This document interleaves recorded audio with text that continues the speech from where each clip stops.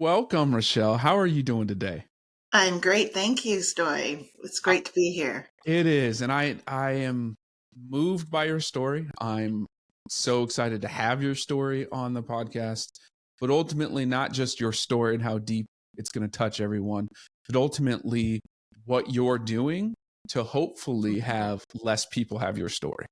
And that Yes. takes work, that takes passion, and that's what today's all about. So why don't you lay it on us? Give us your story and what you're doing right now to hopefully make sure that others don't have to go down that route as much. Oh, great. Thank you for this opportunity, Stoy, to use your platform to share my message. I am a Neurotrauma ICU nurse of 30 years, and I have two family members that survived cancer. One was a two-time survivor, and then one was very early in the dawn of her life, and she was diagnosed at 4. It took 9 years to find a solution that meant survival for her. And I don't know about you, it was tough, but it was even worse being on the other side of healthcare. And so there is that mantra of you know too much. I don't think so. I think that my knowing actually made sure she survived.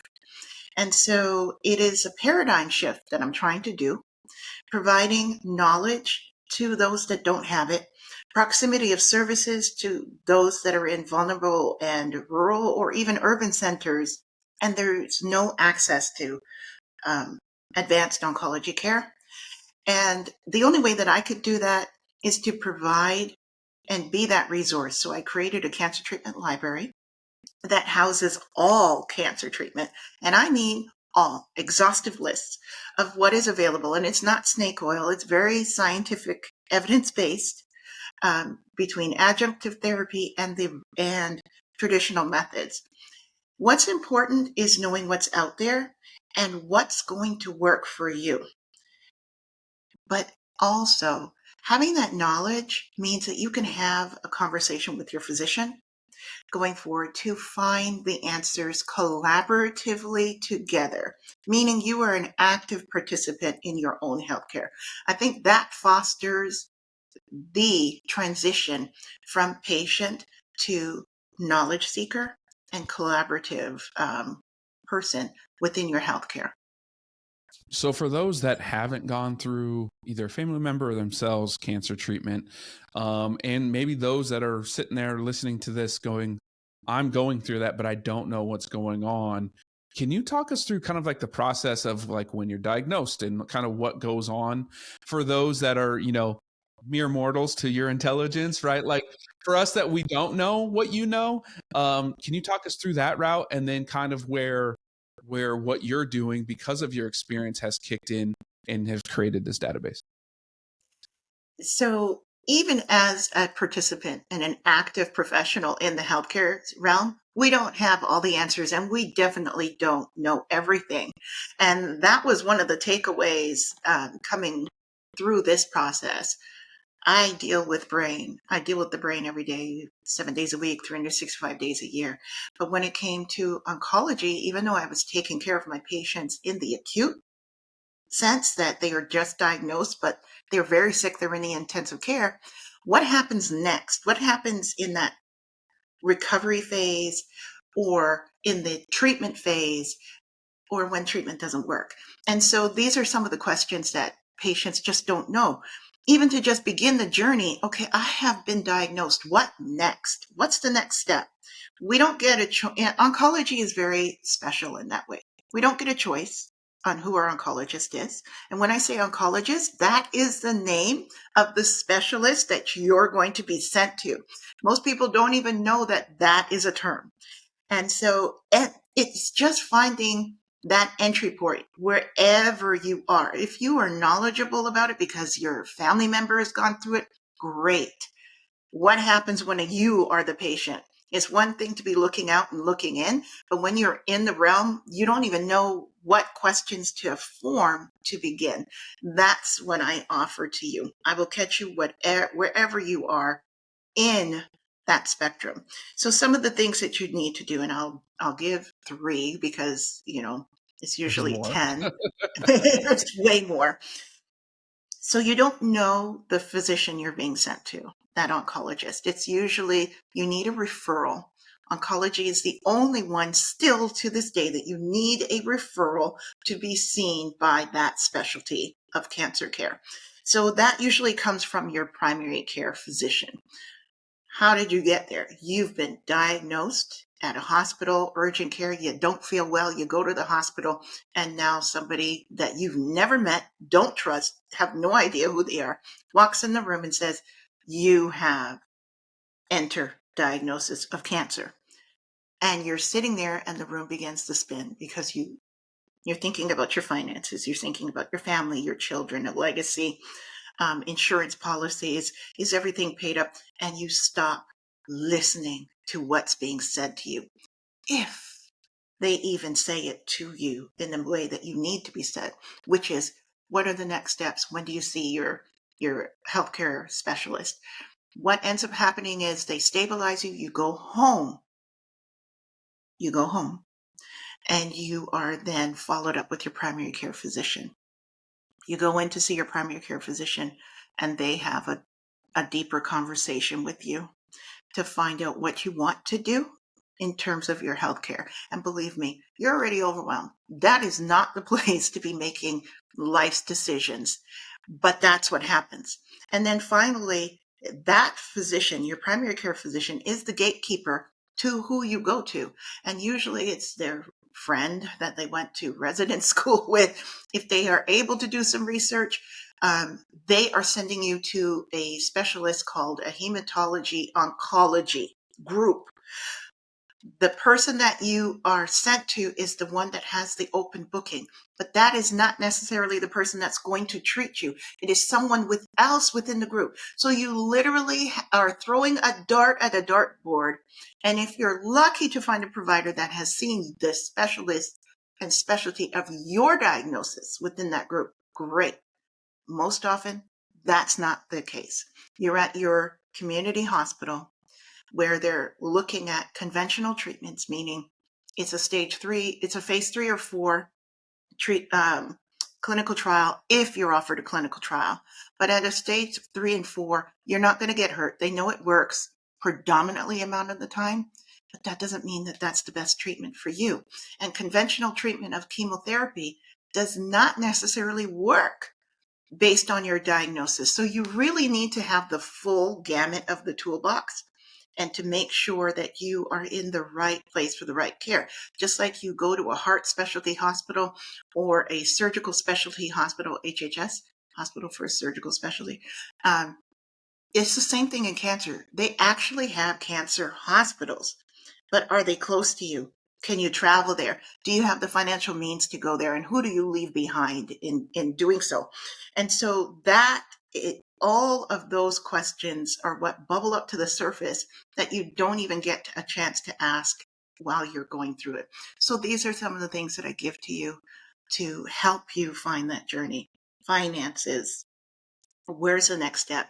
How do you even know what the health grades of those providers are? And you're usually working at, after the fact, and you're already connected to these people and you're not sure if this is the right place to be, but you're so desperate because of the diagnosis, you'll do whatever it takes and you won't question. And I'm not saying that you need to question. I think you need to work collaboratively. And the only way to work in collaboration with your healthcare team is to know what it is you're walking into.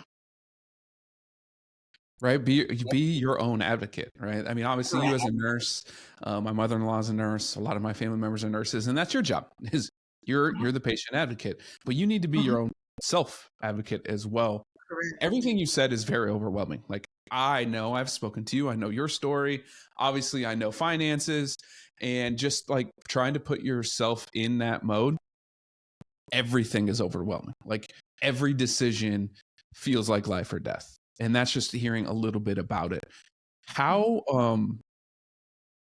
Talk us through, and I know different cancers have different timeframes. Like, I'm not trying to get to that, but you just said I get diagnosed, I then get sent off. Like, when these decisions are being made, how quickly is that usually happening on average, right? Some of it's really, really fast, some of it's probably slower, but what does that time frame of decision making look like with these people that you've never met before? Okay. So when, and of course, it depends, the timeline and the timing depends on your diagnosis, your stage, if it's spread anywhere, and how ill you are at the point of entry into the healthcare realm.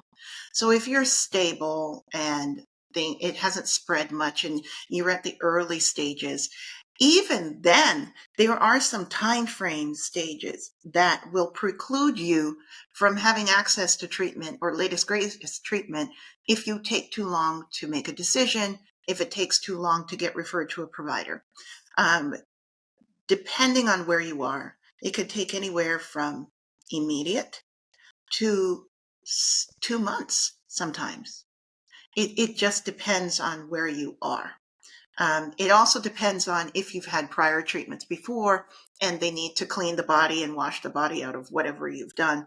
That takes time. What you don't want to do is reintroduce something new while you still have the residual of whatever you have. So it could be immediate or it could be up to 2 months later.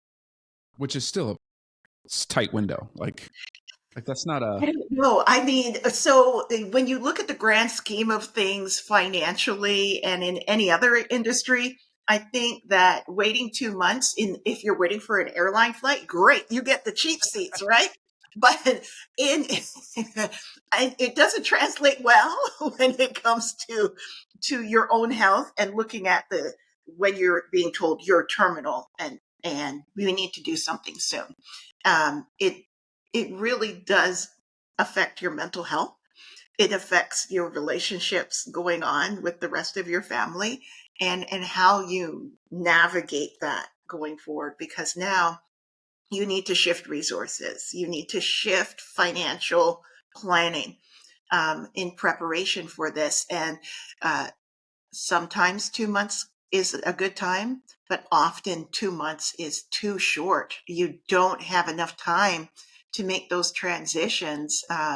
You could sell what I did, I used the stock market to be able to fund me because I needed to make decisions right away. I needed to pay for MRIs. I needed to pay for CT scans and the deductibles that go with that. And if your insurance plan actually includes them, great. But what we're finding now in healthcare, and as we move to third party insurers, they are carving out diagnostic tests. So where you think you have met your maximum medical deductible, all of a sudden you have a large bill that you have to pay. And now you have to make negotiations with the hospital while being sick. And that's a horrible place to be. And any way that we can find that is helpful because it doesn't matter if it's going to take 2 months. If you can't pay for that MRI or diagnostic treatment today, you don't get it. You don't receive it. And that is the dilemma of where people really struggle in oncology services because you need that definitive diagnosis. We can look at, this is a term called pharmacoeconomics, of finding a definitive diagnosis versus not, and proceeding with care. When you actually invest in infrastructure, financial resources, and skilled labor to help find that definitive diagnosis, it actually works out cheaper than when financial institutions and medical groups don't do this. Because now if you're flying in the blind, it's like, again, going back to the airline or nuclear industry, if you don't know what's flashing in front of you, you cannot go around the mountain. You can't navigate the services. And when you don't have a diagnosis, it's really hard to pick the best medical plan and strategy going forward to find your care.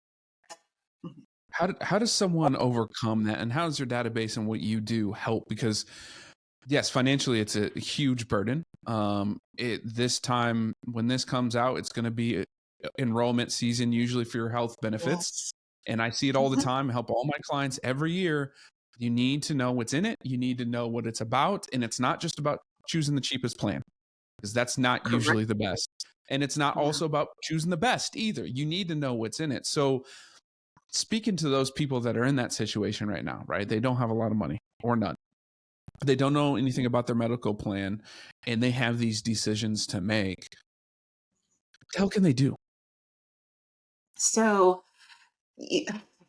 I, coming from this place of being actually living that, I thought I had a great medical plan. I've had several employer sponsored plans that were wonderful, I thought, until I actually had to use it.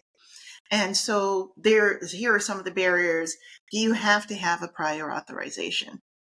Prior authorizations can be very problematic if they are structured and utilized to prevent services.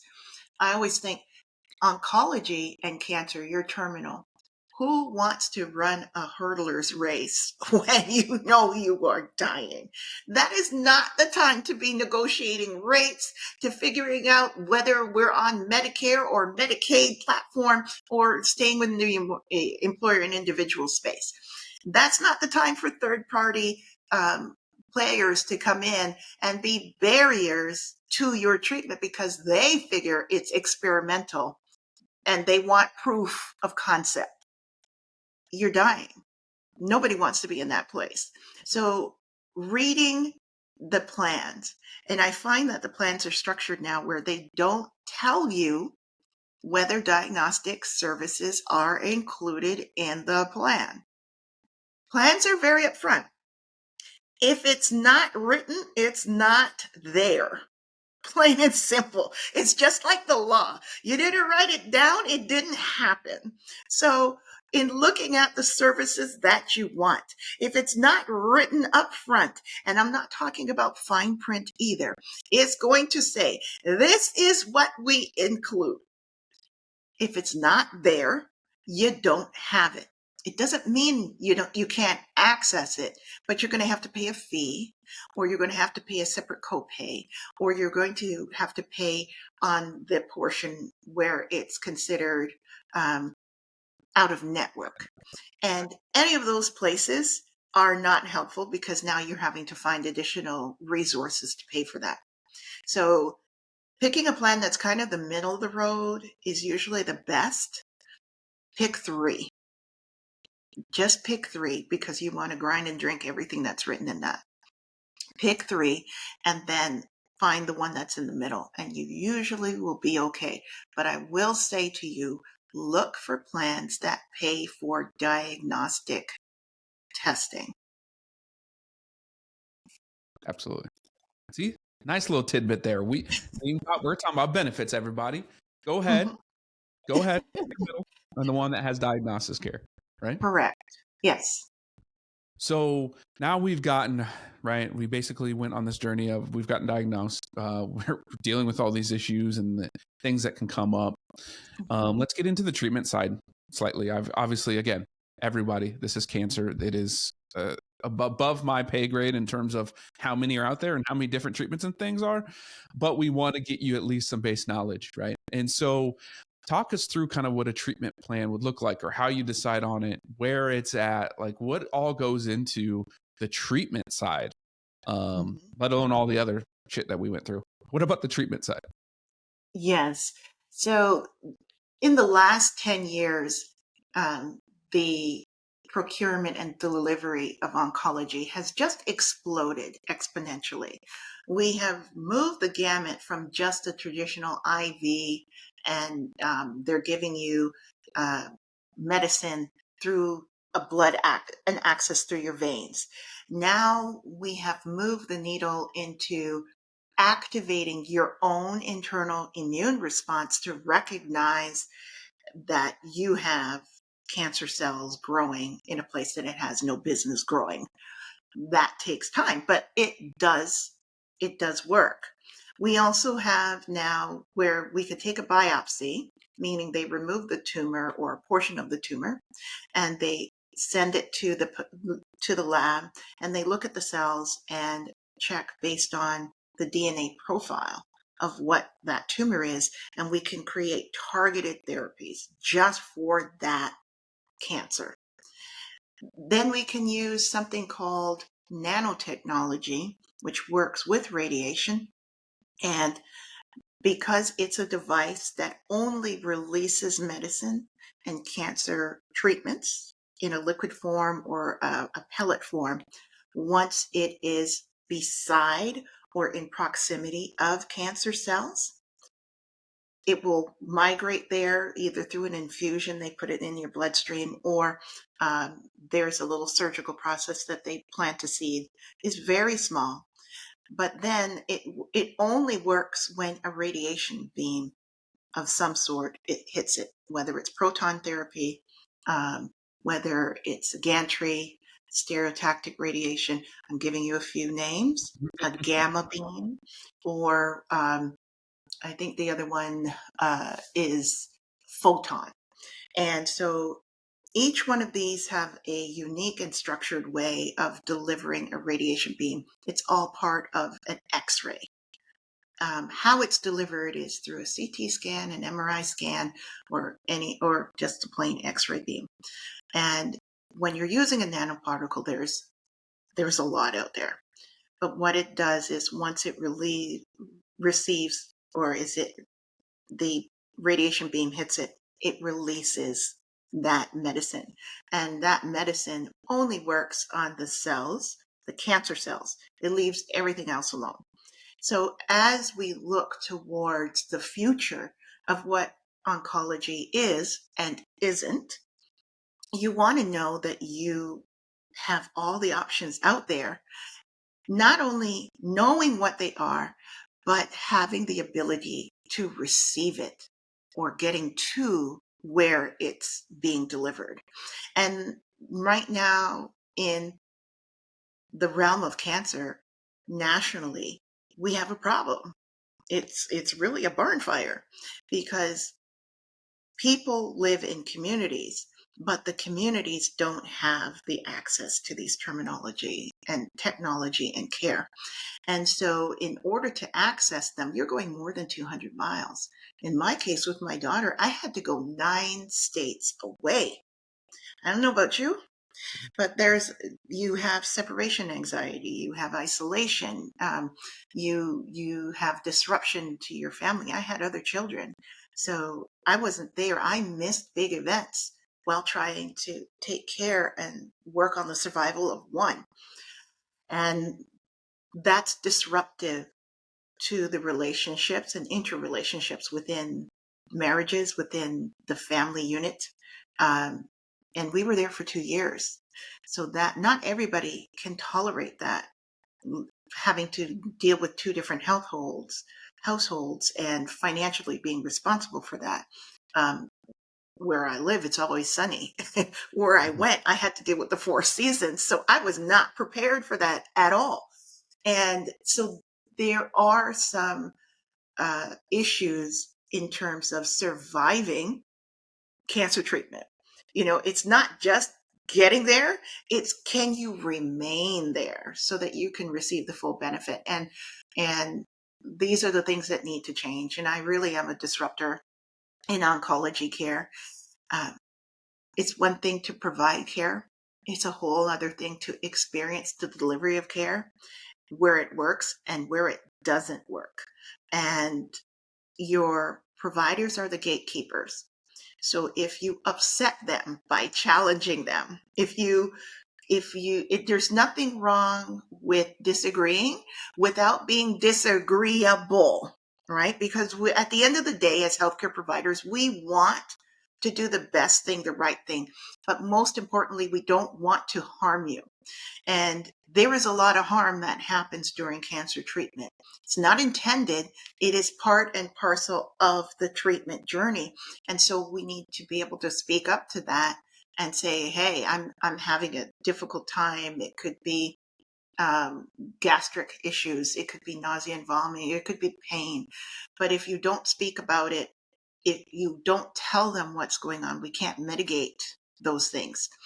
And as we look at access to care and remedies, if we're not all of us trying to access these clinical trials, none of us will survive. We're all part of the human genome. Whether we have a lot of melanation or very little, we still are part of the human gene. And humanity would look at globally, we should provide access and care wherever possible. And if we are changing the fabric of how oncology is delivered, looking at how we will connect under DNA and looking at the gene expression, if we're not there to be active participants, to provide our genes to that pool, we don't know how effective these treatments will work. We don't know how they will express between you, between myself, between someone less melanated, and therefore treatments get shelved unnecessarily. That might actually work. And so proximity and being open to join these things. And historically, I'm talking about something that we all struggle with historically. Treatments have been withheld from certain sectors of society. Vulnerable populations don't have access because they don't have the transportation services or the holistic approach of maintaining the services once they access them. So this has plagued us in the United States. So I'm standing here saying, I understand that. I've walked through that. I've been one to say no. And I said no as a participant in clinical trials or donation of cells because the person speaking to me doesn't look like me, doesn't understand the history of what has happened to those that look like me. And I don't feel that there's a trust that they will judiciously guard my DNA. They will judiciously guard my family members' genetic profile. And so looking forward, I am pleading with all of us to change the hearts and minds and values. I understand what has happened before. I'm well aware of that. But if we don't become active participants in this realm of looking at the human genome, we're going to be left behind. But not just us in general. I'm saying all of humanity will be left behind because America is the place where innovation and cures are made. People come to America to access for cancer tourism. And if we are not making innovative products that will help move survivorship forward today, there will be no tomorrow in oncology. So we must come together. We must trust the system and find those that look like you so that you can find comfort in asking those tough questions. Am I getting informed consent? How are you going to use my cells? And do I have the right to get them back and say no more? Those are the three things that you need to take away. And if they can answer that effective for you, move forward. Don't be afraid. Don't be fearless. Because at the end of the day, it's about saving lives. 100%. All about saving lives. So how do I get access to this database, right? As me as a consumer, I'm like, hello, I trust you now. Now help me. How do I get access to it? Yes. So you could go to my website, orchidhealthcaresolutions.com, and look under the tab that says Cancer Treatment Library. Actually, I just posted the cancer treatment analytics side for you to see what the treatments are out there. It'll give you the number and the portion that I have available to tell you, or what's available globally for you to look at and where the region is. But at least gives you a framework of saying, that is my diagnosis, and there are treatments available. At the end of the day, it's about access. And I think the worst thing is having knowledge and not knowing how to judiciously utilize it. So I give you a list. These are the treatments that are best for you. What I don't want is for you to take that list and say, I have hope. I demand you give this to me. Because guess what? There could be things within that particular drug that your provider is going to say, no, you cannot have it. And they're saying no for now. They're not saying no forever. At the end of the day, we have a Hippocratic oath as physicians. I'm not a physician, but I do have an oath not to do harm. And if the outcome of the treatment is more harmful than the cure or the cancer disease itself, we're not going to give it to you because we don't want to harm you. So the idea of, after you get your list, come back and sit with me, create a consult with me, and we can go through it. Because at the end of the day, you want to know what treatment is actually out there. If you go to clinicaltrials.gov, I'm sure you can throw a dart and they'll give you over 1,000 different treatments that are there just based on the diagnosis. But that doesn't mean that it's right for you, which is why under these government profiles, they don't work. We're not advancing the needle.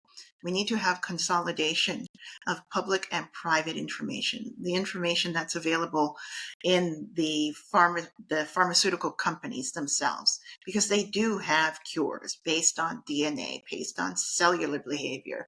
But if no one knows that they're out there, how do you keep things going? So there really needs to be a consolidation of all this information in one place. So that is orchidhealthcaresolutions.com. Orchid, like the flower, and solutions with an S. All the words together. Yes, it's long, but you got to put it all in, and that'll get you there. Awesome. All right. So that's how we can get to it and get our database and get going and then get a consult with you. Yes. Why isn't this bigger? Why isn't Orchid known more? Why isn't this, why aren't you speaking at TED Talks and traveling the world, getting all of our human genome to improve? Like what's keeping you back? What's holding you back from that next step? Well, I am actually out there. I am part of the Cancer X Moonshot community. I'm a founding member of it for the new initiative. I'm also sit on the board of the St. Jude Children's Research Hospital Committee here in Miami, Florida. And I am doing and participating in multiple oncology organizations, and have a few webinars coming up for both the Society of Neuro-Oncology on December 13th and also with Gilda's Club locally for South Florida. And that's a hybrid, in person and online. However, I'm a party of one. I needed to wait until whatever that process of survivorship looked like for my daughter. Again, it was 9 years. I was working individually one by one. I needed to wait until she was okay, that she had survived cancer, because there's a survivor period. But then there's a transition that occurs from the ill and sick individual to the healthy individual, or as healthy as can be individual. And what does that look like? And what does that mean when you no longer are tethered to the sick care and sick aspects of healthcare? There is also a mental health transition that you go through that is unexpected and you don't realize. And a lot of times it's your family members that tell you you're having some mental health issues, right? And because you're just so thankful of surviving. But then once you survive, you look left and right and everybody's gone because you're survived. And that's a lonely place to be. And so I needed to make sure that my family members were okay with that. And if that meant transitioning to you're no longer here walking this earth, there's a survivorship for the rest of the family that needs to happen. So in dealing with this, Raise your hand if you know anyone with cancer that is in proximity, whether it's your family member, your grandmother, your father, your children, your neighbor, or a friend once removed. Everybody is touched by cancer. And so you have to make sure that you, the individual, are mentally ready to go forward and start talking about it. And I had to make that transition. So I really, as a business, only put my toe into this space on March 27th of this year. However, I've been talking about this and working in this space for decades. I feel like sometimes I'm drinking from a water hose, but instead of it being a water hose, it's a fire hose. and so I have to preserve me and make sure that the spaces that I'm in are the most effective spaces where I can share my message. And so now, as you're saying, I have now started a podcast, and it is called Talking from the Margins. And, the original one was Cancer Connections. And I realized that most of healthcare, most of the real information, most of the real innovation is in the margins. And that's where most people are. So that's what I'm doing now to share my voice, because I can't be everywhere. Oh, you can. I love it. I love the hell out of that name. That's phenomenal.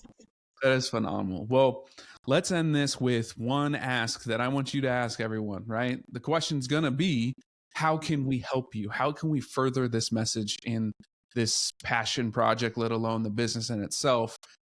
How can we do that? Give us your ask. My ask is actually twofold. One is to make sure you speak up and ask where you need the help. Get into clinical trials. Insist on being part of a clinical trial. If they don't have it near you, ask your provider to look for one so that you can get in. That's where the cures are. That's where we need to be. Second is donate your DNA. It might not be for you, unfortunately. And so to have some semblance of closure, different organizations, a gift from a child or tumor donation to bank that tumor will help the person coming after you. And it's a hard ask, but you know what? People want closure. They want to know that their treatments are not in vain. So to help me is to share my message of tissue donation, of finding the supports and resources that we are, and go to my website and connect with me. Please, your survivorship depends on who your advocate is. Honestly, in every other industry, you always have mentorship to guide you through. Why should you be alone walking this gauntlet of oncology care? Nothing is promised, but also we do not have an expiration on what is called life. There's no expiration date. Anybody who tells you that, run. So find me. I'm out there. It's Rochelle Prosser at Orchid Healthcare Solutions, and I look forward to hearing from you soon.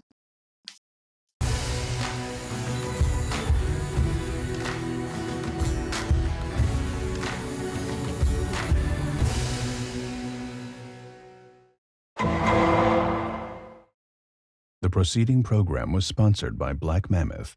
Any awards, rankings, or recognition by unaffiliated third parties or publications are in no way indicative of the advisor's future performance or any individual client's investment success. No award, ranking, or recognition should be construed as a current or past endorsement of Black Mammoth. Information regarding specific awards, rankings, or recognitions is available on the Black Mammoth website, www.blackmammoth.com. All investment strategies have the potential for profit or loss. Investment strategies such as asset allocation, diversification, or rebalancing do not assure or guarantee better performance and cannot eliminate the risk of investment losses.